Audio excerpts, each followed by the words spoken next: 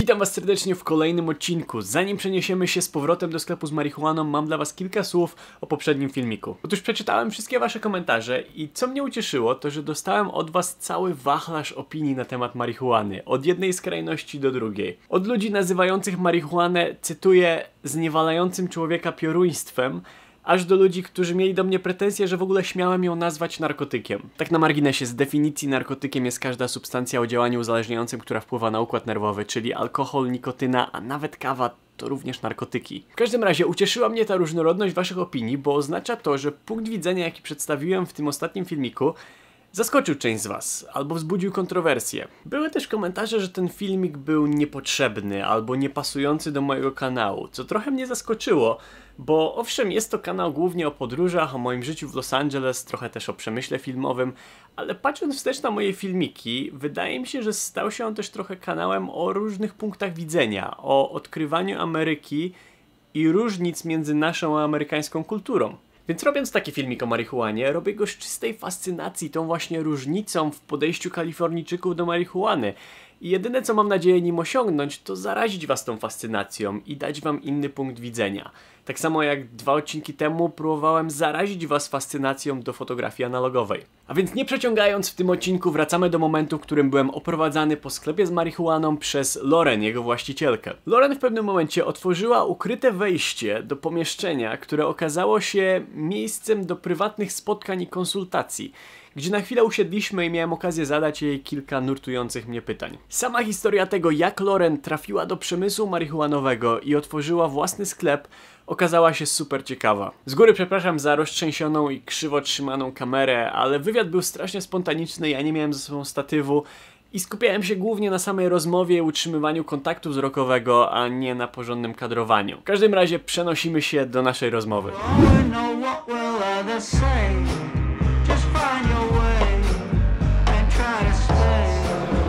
It's almost like a hidden door here.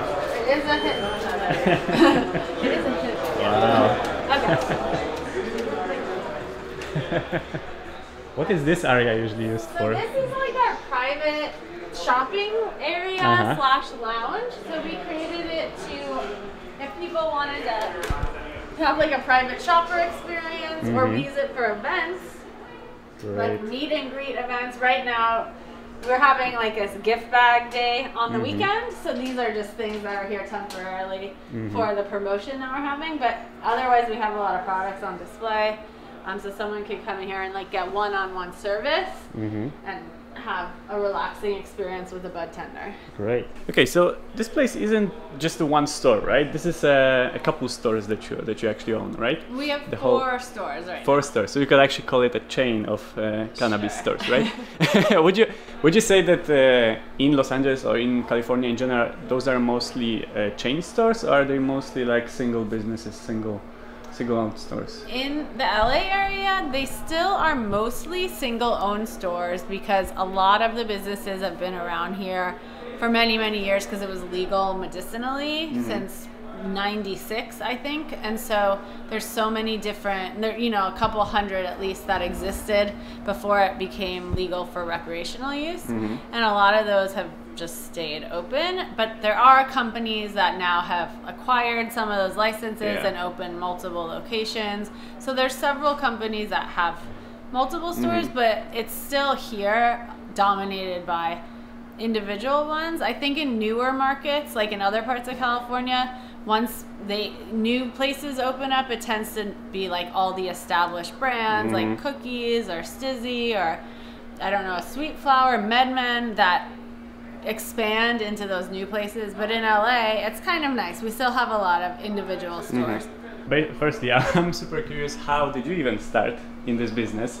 Because I'm sure it wasn't like it was your dream job when you were a kid to run a cannabis store, especially that it was probably still illegal back then. So how did you start? What was your story? Yeah, so I mean, I never would have thought this is what I would be doing as a career. I'm an attorney, so I started my career as a lawyer in a corporate law firm in LA. I assumed I would be doing that for a while, but I wasn't happy at the law firm, and so I wanted to actually open a bakery. So I went to pastry school. I was gonna open a bakery, and one of my friends, who's also a co-owner of the artistry, had a dispensary, and so he wanted edibles. So he said, do you think you can make edibles for my store? And I was like, I guess I could try. Like, I've made pot brownies before. So I did it, and then I actually was able to supply to like 100 stores in the LA area. So I created an edible company, and that became my full-time job. And then in 2018, when it became legal for adult use, I partnered with him and some other people to actually be an owner of retail stores. We started this brand, and now I'm fully immersed in the retail area. So, would you say that having background in law was actually helpful with starting a cannabis business? Because I'm sure there's a lot of regulations and it's actually hard to do it, right? It is. So it's extremely helpful. Unfortunately, I still have to do a lot of legal work for our company. So I am like our general counsel. I was just drafting a legal document for the city right before you got here. There are a lot of hurdles to get into the industry and to do all the licensing. And so you have to hire an attorney. If you don't have one on your team, it's basically impossible to figure everything out and to go through all the permitting without legal help. Could you maybe go a little in depth with what are the regulations, how how the process of even applying for it looks like? Yeah, sure. So there's at the state level, there's laws. So California as a state allows cannabis, but then it's up to each city whether or not they want to allow it in their city. And so there's different sets of rules on the city level and the state level, and every city is a little different. And cities, when they decide who they're going to allow to operate, when they give out the licenses, they usually have an application process that's very competitive. So people have to submit this really long document with all of their plans, with the security plan, with floor plans, with business plans, and that process itself takes hiring, a security consultant, an architect, and it's very involved. And then the city will judge everybody and score them, and then whoever's in the top, they'll allow those people to get a license. And every city is different on how many they allow, but it's a really long and time-consuming process. So unfortunately, they don't make it easy to just open your own store. They put a lot of restrictions on who can open it, and then even once you do that whole application process, every year you still have to apply for a state license and go through this relicensing process. So it's expensive because they charge a lot of fees from the city and the state to get the license, and just a lot of paperwork. Basically, you have to have an attorney working full time. Yeah, you need to have an attorney or like a compliance expert. Which I think is sad because it's hard for people to open stores. If you don't have a lot of capital or you don't have experience in the industry, there's a lot of hurdles to starting a business. Yeah. Okay, something you already mentioned a little bit, but where does a weed store get their weed from? How does it work? Because you're just a retailer, right? So where all of that cannabis comes from, and all of those kinds, all of those products? So under the state law, we can only buy from cultivators or manufacturers in California. So they have to be licensed by the state. They have to be in California. They can be anywhere in the state, but they have to get their own licenses, similar to the process I explained before, and then they have to go through a licensed distributor. So we can't buy it directly from the grower. We actually have to go through their distributor, and I don't know why the state decided to create all these levels, because it creates levels of taxation as well. But so there's hundreds, thousands probably of different cultivators, and then they'll supply to distributors, and they might supply to specific brands, and then we have to work with the distributors directly to purchase the product. Now, interesting question. So how does the pandemic impacted the whole cannabis business? Because many businesses probably went really, down, and I've heard that cannabis business actually went up. Yeah, so we were lucky. We were probably one of the few businesses that flourished during COVID. When COVID first started in 2020, we were worried that nobody would come into the store, but we actually got busier because people had more free time. Maybe we're looking for stress relief. Couldn't go anywhere else because most other places were closed. And so we really saw a steady flow of people during the pandemic, and I think cannabis use in general went up. So that was good for us because we didn't, you know, have to suffer in that way of losing business. And I think people, the amount that they were purchasing, like the average ticket on a sale actually went up. People were buying a little bit more. So now it's kind of back to like pre-pandemic levels, at least here in LA, what we're seeing with our stores, which still, you know, people are regular consumers and usually come about once a week. But there was definitely a bump that we felt because of COVID. Okay. I don't think I have to ask you what is your view on legalizing cannabis, but I do want to ask you what would you say is the strongest argument for legalizing cannabis in other countries or in America? So cannabis has been proven to be a very safe substance and to have a lot of legitimate therapeutic benefits, whether it's actually for people suffering from cancer or pain relief, or it's just a form of stress relief or anxiety relief, which is something that's legitimate. So, you know, compared to something like alcohol, I actually feel like cannabis is a healthier alternative, and alcohol has been legal forever and, you know, linked to health problems, linked to DUIs. You don't see as many of those things with cannabis, and so, you know, cannabis has a stigma against it, but I think where it's become legal, it's been proven that it can be sold very safely, people can consume it safely, and it is a viable alternative for people that are really looking for some kind of wellness benefit.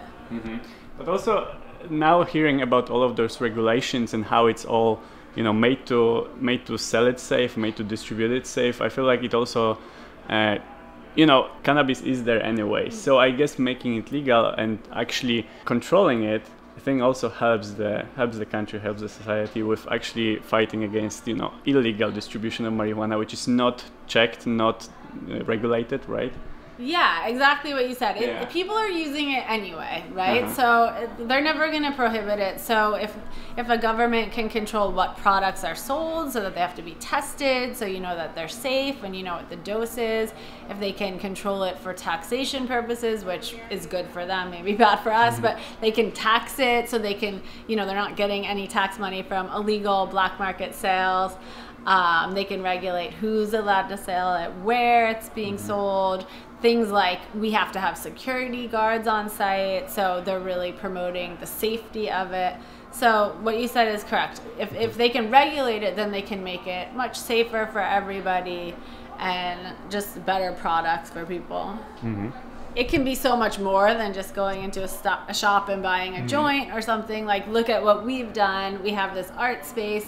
It's nothing like what you would imagine of a weed shop to be. That's more or less why I chose to come here, because it was also surprising for me. It's not like a typical, you know, that's not how people in Europe probably imagine a store with cannabis, right? It's completely different. So. Yeah, and people are doing really fun and unique things, and so it doesn't have to be this dark, dingy place. It can have lots of different types of products, like you saw. You know, we have art integrated with it. We're also opening a consumption lounge right upstairs, which is almost complete. And so that's a whole nother aspect of the market. Right now, there's really no public places where you can consume. You know, you can go to bars everywhere, but there's not cannabis lounges where you can go and eat and hang out. And we're creating that space as well. And I think that's a really important part of getting this socially accepted. Is there any chance I could see that space that you guys? Yeah, you can see it. I'll show it to you. It's kind of a. You'll see. There's people working in there. Okay, so that's not a problem. I would love to show it to you. It's probably not great for filming. I want to see how even a lounge like that would look like, right? Yeah, definitely. We can go see it. I'll go grab the keys. Okay. So when the lounge is actually open, pardon the smoke alarm thing. Yep. This will be open, so there'll be a doorway. Okay, so it's actually connected. It's connected, so everyone will enter through there, and then if they want to go upstairs, they can, or they can go in there. There's 2 stories. So you guys own the whole building, right? Yeah, we lease it. Yeah, we're leasing the whole building. Yeah. Good. Okay. So this space is this is like the entryway. You check in here, and then in here will be like seating, like a restaurant. Okay. So there'll be outdoor seating on this patio. There'll be tables in here, inside there. There's a bar that'll be like a smoking bar. We'll have food, and we will have a stage area here where we can have like comedians or solo musicians. We'll have a screen if we want to show movies or things like that. But this patio is pretty cool. Yeah, it's pretty great. big, so it's actually going to be a nice seating area for people. Are there places like that in Los Angeles already, or is it one of the first ones? No, it'll be the only one when we open. There was one that opened and closed during COVID, and it never reopened, sadly. I don't know if it will or not. There are some other ones that are in the works, so there will eventually be several. West Hollywood allows them. LA does not allow them. So it's just this. So you can't be in LA. Like LA, you only within the borders of West Hollywood right now are they legal. And there's not a lot of other cities in California that allow them either. There's a few in Northern California, and I think in Palm Springs. Hey, how's it going? There's also a third floor. I'll show you. We can just walk. Yeah. So the third floor is like the non-smoking consumption area, but we're gonna set it up like a studio. So we're gonna have classes, like art classes, yoga classes. We can do other types of events, like art exhibits. Oh, maybe we can't get in there. But it's nice because it has a really good view. It's higher up. Yeah, I see the windows. So it's just there's nothing really in there. Most of the stuff in here is the furniture to go downstairs. But it's another aspect of the lounge. So we're trying to make it this whole comprehensive destination. So it's not just like, you know, an Amsterdam coffee shop vibe. There's a lot more to it. Okej, amazing. No i to tyle, na tym zakończyła się moja rozmowa z Lauren i na tym kończymy nasz odcinek. Koniecznie dajcie znać w komentarzach, co o tym wszystkim myślicie, znów chętnie zobaczę wasze zróżnicowane opinie.